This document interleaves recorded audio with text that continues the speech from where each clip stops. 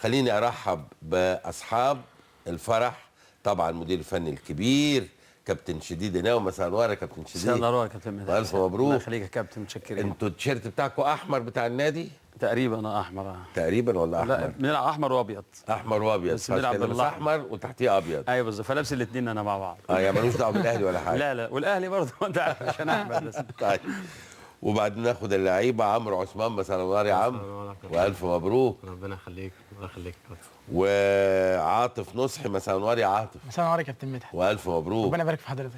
وكريم حسنين مساء النور يا كريم. مساء النور يا كابتن. والف مبروك. الله يبارك فيك. طيب نبدا معاك كابتن شديد كده. يعني قول لنا انت استلمت الفرقه من بدايه الموسم؟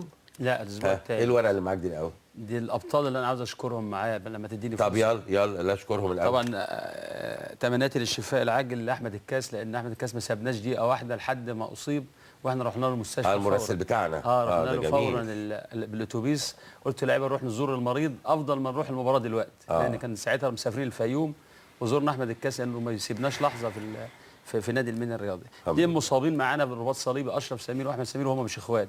بس اجرينا العمليات الجراحيه ليهم ان شاء الله وربنا يشفيهم، وساهموا في الجزء الاول من الصعود للدرجه اللي احنا لعبنا فيها الترقي. ما لحقوش الترقي انما صعدونا للترقي، يعني اضافوا لنا نقاط وجودهم في الاسابيع الاولى والثانيه لحد ما مشوا. الجهاز الفني كابتن محمد عبد الغني مدرب عام، وطبعا كل الكلام ده مرتباتهم. لو مشيت واحد واحد تتكلم عنه هنخلص. لا، عباس سعد، محمود طلبه، خالد محمد، علاج طبيعي محمد سيد، امير مختار، وده اللي جات له الذبحه ده في المباراه، تمنياتي له بالشفاء. مصطفى زكي مالي، الدكتور محمد حسين سلطان، الاستاذ محمد حمدي وجمال سالم واحمد ثروت، ده رئيس النادي الاستاذ محمد حمدي، جمال سالم مشرف على الكره، الاستاذ احمد ثروت وكيل مجلس اداره، محمد يحيى، طارق اسماعيل، حسين محجوب، محمود حسين محجوب، دول مجلس الاداره والجهاز الفني. اما اللاعبين الكتيبه بقى اللي انا اشتغلت بيها الفتره، عاطف نصحي، مدحت، وليد اوشه، طه فؤاد، باسم محمد حسن، محمد رضا، عبد المولى، عمرو زينهم، احمد سمير واشرف سمير، ايمن ناصر، كاستيلا،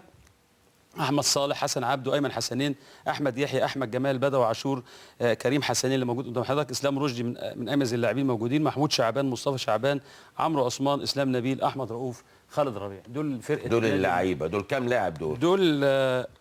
24 25 لاعب. في الترقي لعبت ب 18 لاعب بس. ب 18. طيب انت توليت من بدايه الموسم يا كابتن شديد؟ انا كنت ماسك الفيوم الاسبوع الاول والثاني والاعداد. كان نادي المنيا فيه جهاز فني. بعد الاسبوع الثالث انهزموا من الثاني، انهزموا من الوسط 3-0. وكان في كلام الاستاذ محمد حمدي ان انا ارجع نادي المنيا بلدي يعني ومكاني. قلت له خلاص بعد ما الاسبوع الثاني عشان ارتبط مع استاذ مدحت البكباشي رئيس نادي الفيوم بكلمه شرف ان انا اتواجد معاك، بس لو جت المنيا عاوزاني مش هتاخر. انتوا اتفقتوا على كده؟ متفق من اول الموسم. كويس. فلما قال انتقل رحت راجع بماتش اللي كان على ملعبي، كان مغاغه، انهزمت الفيوم 1-0 والمنيا اتغلبت 3-0. رجعت على المنيا، توليت العمل الاسبوع الثالث على طول اللي هو سمروت، وكسبنا 1-0. ولقيت لعيبه يعني فيهم بعض اللاعبين مش عاوزيني، لانه كان زمان كنت انا متواجد وانا في عملي الشديد القوي، يعني العمل له كل الاحترام. بره الملعب هم عارفين بيعملوا ايه فيا، ونهزر ونضحك، وانت سيدي اللي عارفين بالكلام ده. طبعا كل حاجه انا رميتها ورا ظهري، لان انا توليت العمل باتفاق من محمد حمدي ورئيس النادي وبعض اعضاء مجلس الاداره. والمبلغ المالي طبعا انا ما فرقش معايا، اللي انا قلت لحضرتك على الهوا والناس كلها بعتها لي 2500 جنيه. وينقصوا كمان منهم ضرائب 130 جنيه عشان كل واحد ياخد حقه، الضرائب تاخد حقها. طبعا المبلغ ده بالنسبه لي مش هو جديد قناوي، لان رحمه الله عليه الاستاذ احمد شحاته وانا بهديله الصعود، لانه كان بيتمنى في يوم من الايام ان نادي المنيا يصعد، وصرف 4 مليون و3 مليون و2 مليون، وكانت اللعيبه دي ب 100,000. ده رجل اعمال. الاستاذ احمد شحاته رحمه الله رئيس مجلس اداره نادي المنيا توفى. السابق رحمه الله. وكنت حضرتك تعرفه برضه الاستاذ احمد شحاته. بالظبط. لما مسكت الفريق لقيت الفريق من جوه مفيش اعداد بدني خالص. فرقه هم يكملوا الكلام ده. قلت لهم احنا هنشتغل. لما جابوا اللائحه كانت اتحطت للمركز السابع او الخامس او السادس، نتواجد بس، يعني المجلس الاداره ده جديد. يعني ده كان المطلوب، التواجد في المركز السابع او السادس. النادي المنيا يتواجد. يتواجد في الممتاز به. بالظبط. فنقلل الفلوس للولاد، لان مطالبين منكم التواجد مش طالبين منكم صعود. اجتمعت بالولاد كلهم اللاعبين وقلت لهم انا بفتح صفحه للكل، ما دام مدير فني فانا املك امشي واقعد، واختار 18 ما اختارش. فعاوز ابعد الحب والكره من كره القدم، عاوز ابقى انا فير، اللي بيشتغل يتفضل واللي ما بيشتغلش بره الموضوع. استمرينا، بدانا نكسب كل الماتشات، يعني بدات اكسب هم حسوا ان الامور بقت قريبه. قلت لهم لو وصلنا للترقي بالظروف اللي انتوا فيكم دي، معاكم نجم العالم اللي هو الحظ، لو جالكم هتصعدوا دوري ممتاز. وفعلا كان الحظ بيلازمنا في كل كره. الماتش اسوان ده كنا ممكن ننهزم، يعني بعد التعادل اللي انتوا صعدتوا بيه ده، اللي انت كلمتني فيه ده 1-1 وجالهم حاله من الاحباط، وعمرو مضيع 3 انفرادات من الجول للجون، يعني بفرق ضاربين اوفسايد لحد ما يخش جون يحطها بره المرمى. وده كل اللي قلت لهم، يعني عاطف ده كان قاعد يتذكر كل كلمه بقول له الحظ. في كره طلعها عاطف بعد 1-1 جت في رجله، في ايده ورجله في القايم، ونزل الثاني على الجون، تخش الجون عملها كده لبره، مفيش فيرو الجاي، طلعت ردت لعمرو عثمان، جبنا جون في الدقيقه 49 من الشوط الثاني. فده كان الحظ اللي ساعد شديد قناوي.